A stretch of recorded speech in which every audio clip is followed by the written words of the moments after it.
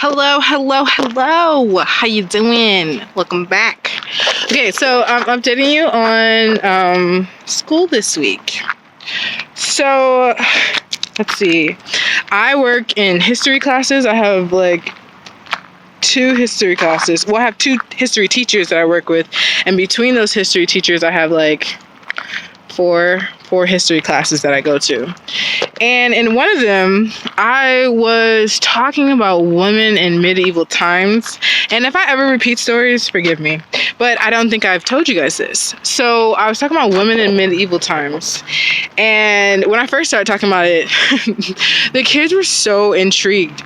They were like, we were talking about nuns, and like I mentioned that nuns don't get married, and I don't know if I exactly said it just like that, like they don't have sex, but they were like, they never have sex, and I was like, no. They were like, why? And I was like, well, I want to answer the question. Well, at this time, I was like, the alternative was to get married sometimes to people that you didn't really want to. And you might not really enjoy sex like that if you're married to them at that time. It wasn't really important for them to make sure that the women were enjoying their sex. So sacrificing sex wasn't a big deal for them. So I said something to that extent. But yeah, it was hilarious. One of the classes were like really keen to, they like really zoned in on that, and another of the classes zoned in on some other fact. It's so interesting how like a different group of kids will be intrigued by a different thing. Anyway, so I was talking about women in medieval times. I wonder if y'all can hear the bird that's doing that. I was talking about women in medieval times, and I was explaining, so I was like, yeah, Eve ate the apple and influenced Adam to eat the apple, and then like people in this time period use that to like explain why women morally and just morally and basically women were morally weaker than men and intellectually weaker than men. They use that as a like way to justify that thought process or to validate that thought process. And then I was like, yes, but then Jesus was born through I was asking them, I asked them what was the creation story, and they were like, so yeah, when I introduced this topic, I was like, do you guys remember the creation story or know anything about the creation story? And I called him this one kid. He was like, yeah, Jesus Christ told Adam and Eve not to eat of the apple in the fruit in the tree. And I was like, yeah, I mean, I guess Jesus Christ is technically God. Yeah, you're right. Anyway, so then I skipped forward to Jesus, and I was like, Jesus was born through Mary, and Mary redeemed women in a certain sense, because women, the Virgin Mary was like the greatest saint for them. And so women were able to lead in church venues. Like some women were over monasteries. And so like there were some areas that women had power. Like there were some queens that had power because their son was young or their husband had died. They were able to buy and sell in their households. Like they controlled their household. Especially if their husband died, they would be out in the field with their husband. Just different things, right? So we're talking about all of this. And then so I said to them, I was like, yeah, so Mary redeemed them. And they were like, redeemed? So I was trying to explain to them what redeemed meant, right? So there was this kid sitting right in front of me, and he had like, they use like whiteout, and he had some whiteout on his desk. And I was like, okay, this is what happened in my mind. I said, I'm gonna take the boy's whiteout and then tell the little girl to like return it for me, and she will have redeemed me, right? This is the example I came up on the spot. But like as I thought this and I was about to start it, the teacher started talking to a kid, and like so it prolonged me doing my action. But my mind was already set on what I was about to do. So I picked up the kid's whiteout, and I held it in my hand. I wasn't even looking at him when I picked it up. I just picked it up. It was in my grasp. Picked it up and was just waiting for her to stop so I could tell the class what I had just done. But in the meantime, the kid's looking up at me like, bitch, if you don't give me my white back. Like, that's what he was looking at me like. He was like, like, and so I looked down at his face and I just cracked up. I was just cracking up. And then his face softened a bit because he was like, I guess you recognize that maybe you shouldn't be taking people's white out. Like, I was like, no, I got you. I'm giving it. I'm here. You can have it back. I was like, here. I told the girl to give it back to him. At this point, the whole class is looking at me because I was really laughing. And I was like, so I told them when I did. And I was like, she redeemed me because she returned the white. And he was like, happy now. So I was like, great. We're all good. So that was like one of the hilarious stories. And then, so the kids really are teaching me how to speak Spanish. I was asking some of these girls, like different parts of the face, and they were telling me what my ear meant and nose meant and whatnot. Speaking of my nose, which I'm so thankful for them explaining to me that. But speaking of my nose, there's this one particular class. I love them. I do. I love them.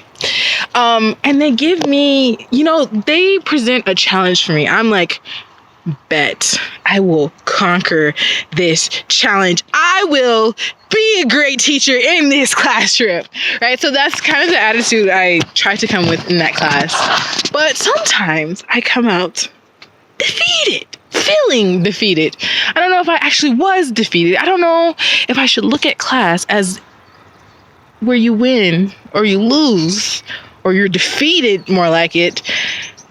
But anyway, so in this class, the level of English that they know is lower. And so they're like, I don't understand you. I don't want to pay attention. So yeah, that's kind of what happens. Anyway, in this class, they'll there's four boys who consistently talk when I get in there. And they welcome me with, I love you. You're so pretty. And I'm like, why you tell me you love me? But then you talk all the way through what I say. You don't love me. You not trying to help me in this situation. And you know I want you to be talking. You don't know what I'm saying, but you see my face. You know I'm irritated. And then you laugh. I'm like, I don't like it. Don't be lying. I don't even care if you're not lying. So I don't want to hear it. Show me you love me by helping this class go better. Anyway, so I just kicked him out. Yeah, at the beginning of that last Thursday, I walked into class and one of the four was like, can I use the bathroom? I said, yeah, and you can stay out. He was like, what? I was like, yeah, you can stay out. And then the other kid was like, what? And I was like, yeah, you can go with him. They were like, what? I'm like, so to me, I'm experimenting. I'm like, is this going to work? How's it going to be if I kick them out? Is it going to make it worse in the class? How, is this going to make this class better? Because I'm looking at these other students and they're locked in on me. They just looking at me. I'm like, okay. So my mind was like, if I kick these four out, will I be able to be more effective in this class? So those four go out. Anyway, I recognize that no. Yes and no. It was less rowdy, but some students still kind of zone out and some students still have their own conversation. Anyway, these two girls who sit on the side, they are arguing with the teacher in Spanish. And so they're going back and forth across the classroom arguing. And I'm like, would you stop? Could you step outside? Why are you yelling across the classroom? Can you get up? I just kicked them four out, and you know why I kicked them out. Why? Why are we doing this? Why? Anyway, so they kept doing it, and I'll be talking, and I'm like, I feel so why am I speaking right now? I know I cannot be heard over the two of you going back and forth. What is the point of me speaking? How do I get you to stop? So I go to the girl. I'm like, lady. And no, I'm like, ma'am. And so the girl sitting next to her is like, man. I'm like, no, ma'am. I'm not speaking, ma'am. It's like what you call a woman. And I'm like, never mind. Just, can you please stop? And she was like, no, I'm done now. I'm done now. And I'm like, yes, I see that you have stopped talking now that I have walked up to your desk.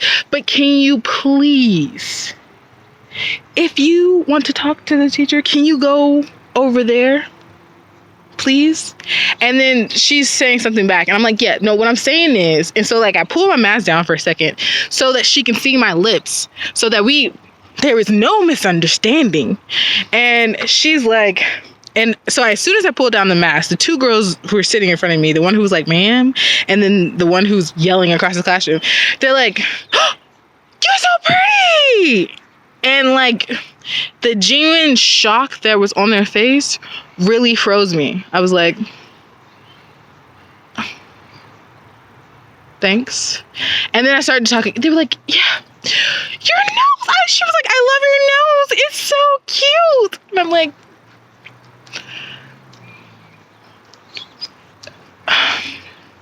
thanks. I appreciate it. That was such a cute compliment. And it seemed so genuine. I don't know if it wasn't. I don't know if it was.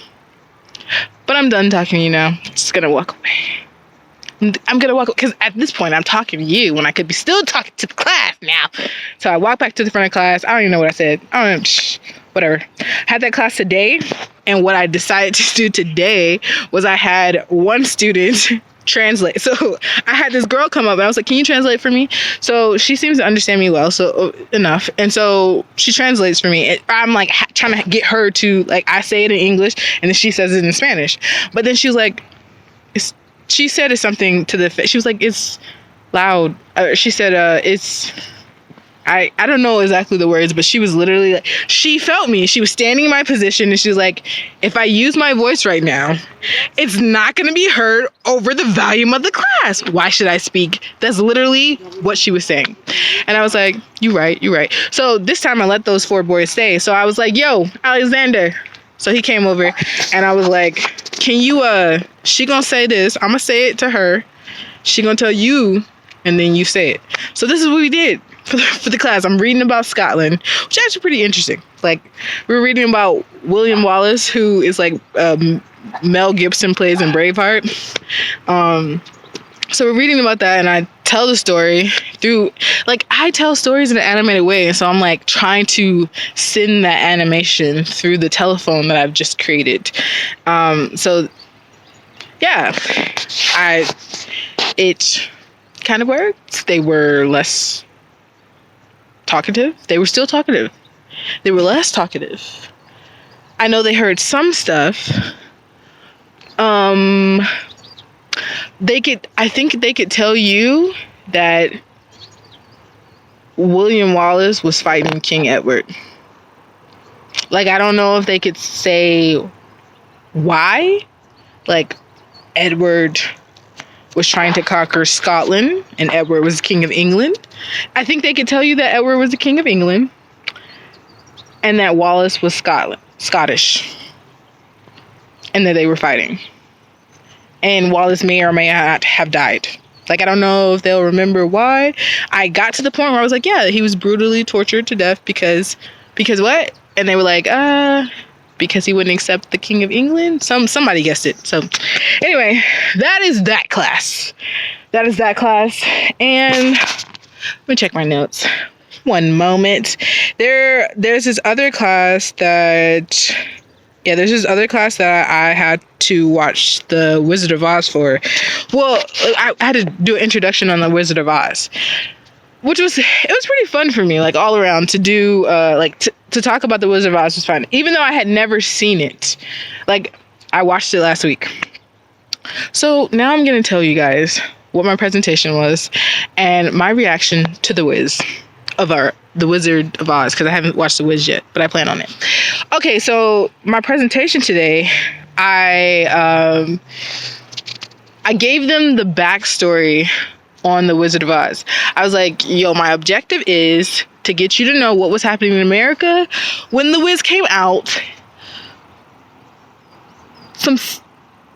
Oh, what the film of The Wizard of Oz did for Americans, and some stuff that was in the film. So I told them about the Roaring Twenties and how it was popping in America, and like people were wearing flapper dresses, and they were in jazz, and they had cars, and they like had phones, and like they were just loving life, I guess. But then towards the end of the 20s, the Great Depression happened, and they were sad.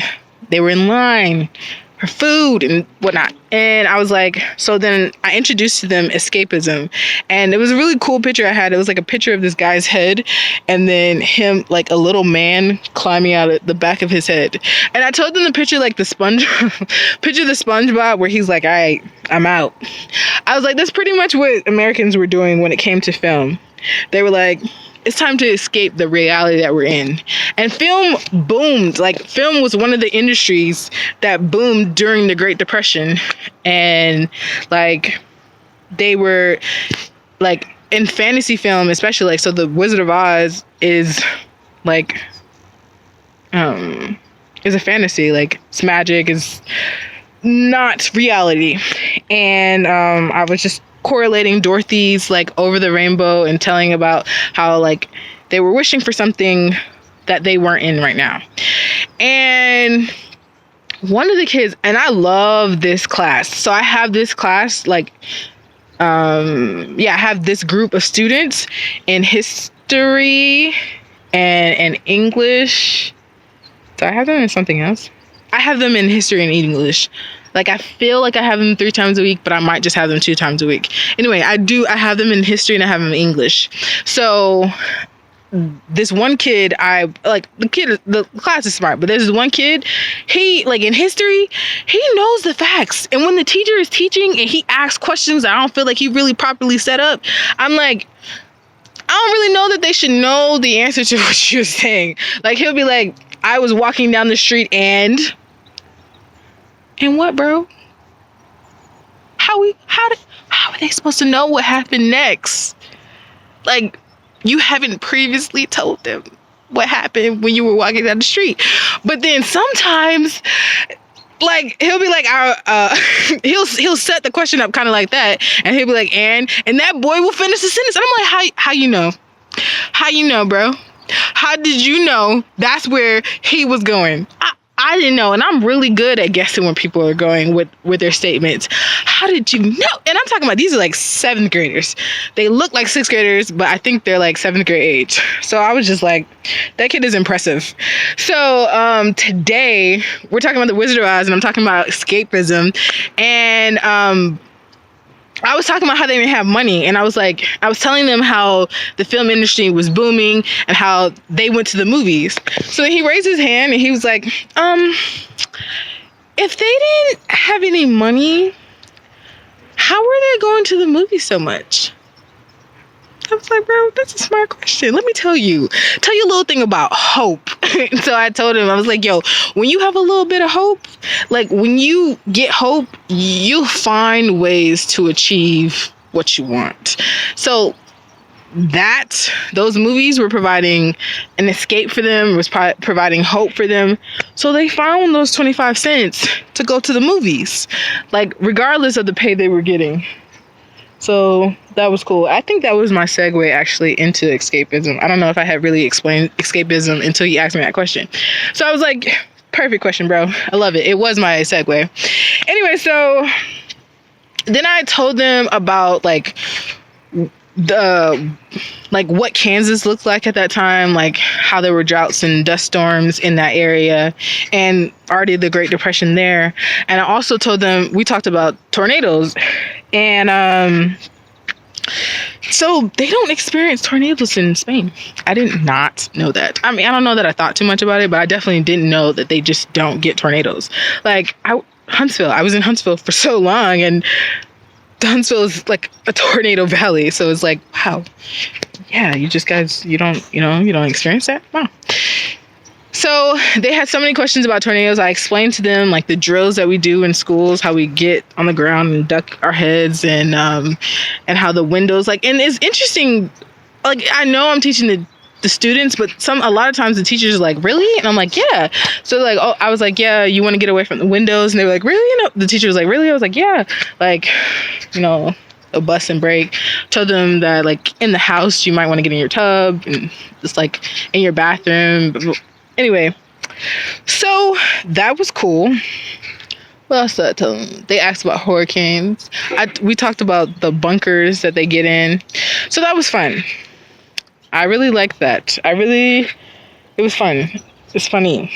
So now to The Wizard of Oz and my reaction to The Wizard of Oz.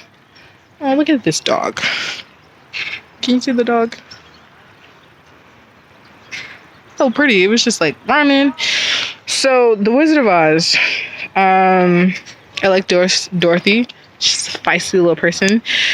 So for those who haven't watched it, because maybe you're like me, maybe you never watched it. Anyway, at the beginning of the movie, Toto, Dorothy's dog, had bit her neighbor. And her neighbor was coming for her. It was like, I'm gonna get your dog. She said, next time, I'm gonna knock... I think she said, I'm gonna have the dog... basically kill the dog. So Dorothy came home pissed because this lady was trying to get her dog. Anyway, so the neighbor eventually did actually come over and was like, I'm here for your dog. I got a license to take your dog and put her down. I was like, you were taking her dog? So she was mad because the dog had bit her. And then when she told Dorothy she was taking the dog, Dorothy was like, I'll bite you. I'll bite you too. You're not taking my dog. I was like, she said she would bite her. I was like, okay, Dorothy, you're not taking her dog, even though she took the dog. And then the dog ran away and I loved it and came right back home. Anyway, so like, let's fast forward to Dorothy. So there was a tornado. Dorothy was outside. She was outside the bunker. She wasn't there in time when they went in the bunker. She was trying to get in the bunker. She didn't. She went back to her room. The wind knocked her and she hit her head on her window, fell. And then the wizard, the Oz that she goes to because she's unconscious. Anyway, so the fact that she's swirling in her house in her unconsciousness. She's inside the tornado in her unconsciousness, and she's inside her house. And in the house, and while like you're seeing the swirling go around, you happen to see a witch like come by, and it's like it's like the typical witch, like with the green face and the hat and the what do you call it? The broom, and she's like laughing like a cackle type of thing.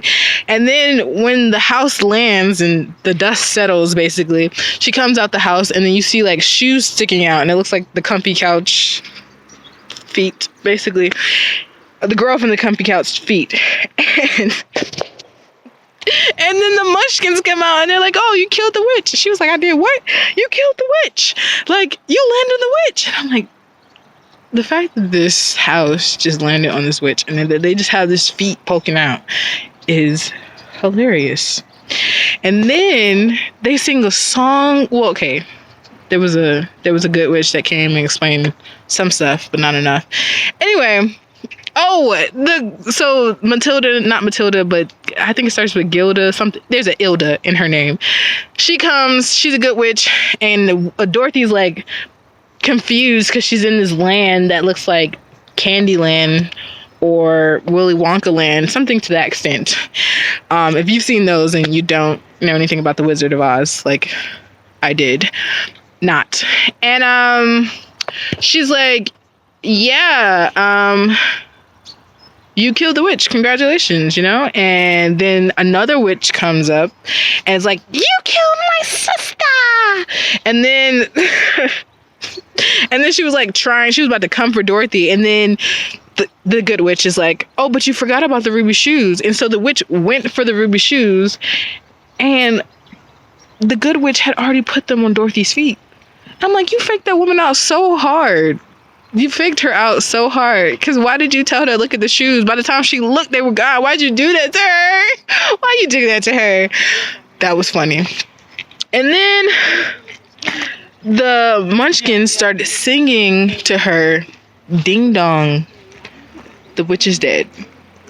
That was just so funny to me. Like, I've heard someone say that expression before, but like hearing the expression in the first place is funny. But then the fact that there's a whole song, it's like "Ding Dong, the witch is dead." Y'all just made a rhyme about this witch being dead, and then they said, "Thank you, sweetly, for killing the witch so completely." The irony in this is blowing my mind. So yeah, through the characters, like through the movie, there was so much that I didn't know was in this movie. Like there's so many classic quotes that I didn't know was in this movie. There are a lot of quotes I did know, like, "Oh, Toto, I don't think we're in Kansas anymore," or "I just want to be home," or how did she say that? Y'all know what she said, but something about wanting to be home. I knew that line was from there, but I didn't know that "Over the Rainbow" is from The Wizard of Oz. Like, I just thought the Hawaiian guy on the ukulele, I thought that was his song.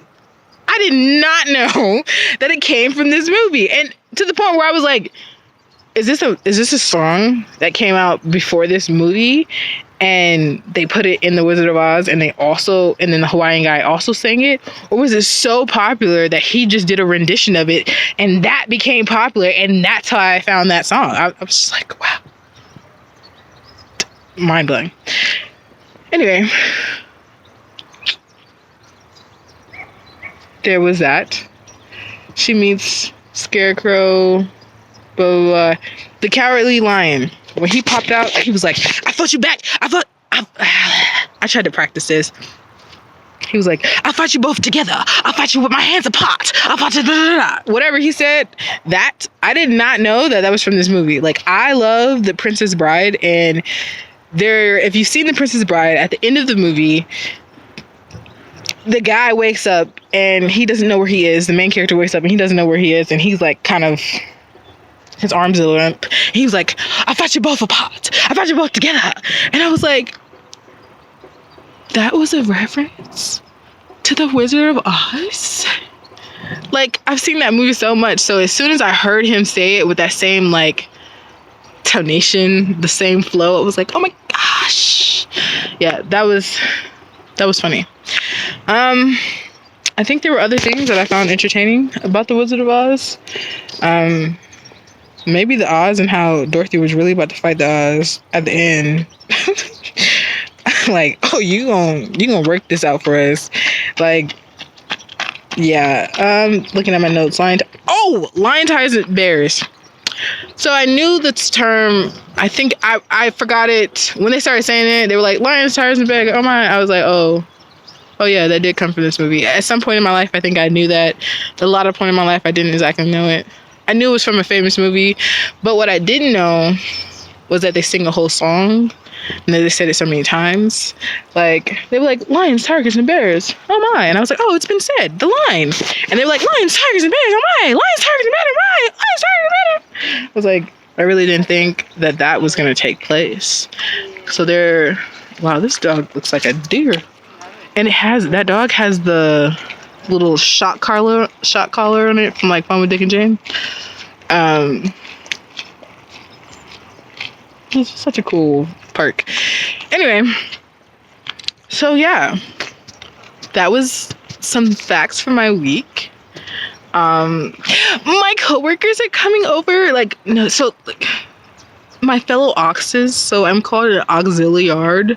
Like, that is my assistant. That's my like job title, like auxiliard. And I have other people who are oxes from different countries and from the US too.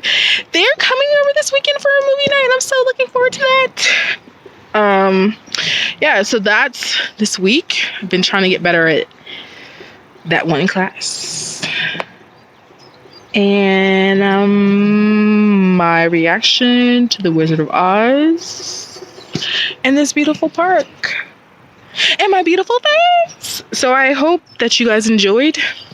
So long until next time, and peace out. Bye.